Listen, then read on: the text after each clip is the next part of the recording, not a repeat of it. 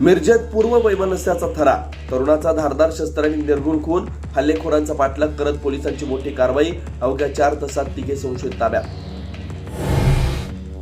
कोल्हापूरची हद्दवाढ करणं गरजेचं, कोल्हापूरमधल्या कार्यक्रमामध्ये मुख्यमंत्री देवेंद्र फडणवीसांचं वक्तव्य, तर कोल्हापूर हद्दी बाहेरील गावातल्या समस्या सोडवण्याचं मुख्यमंत्र्यांचे आश्वासन.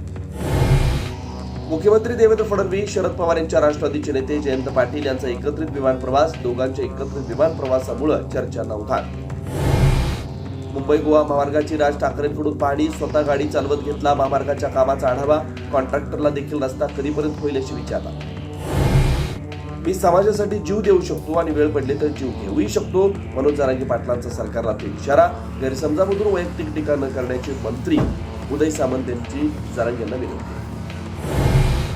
पुणे नाशिक सेमी हायस्पीड रेल्वेचा मूळ मार्ग कायम ठेवण्यासाठी सिन्नर संगमनेरमध्ये चक्काजाम, अहिल्यानगरमधून रेल्वे मार्ग नेल्यामुळे पुणे नाशिकमधील ग्रामस्थ आक्रमक, लेखी आश्वासनावरती सत्यजित तांबे ठाम.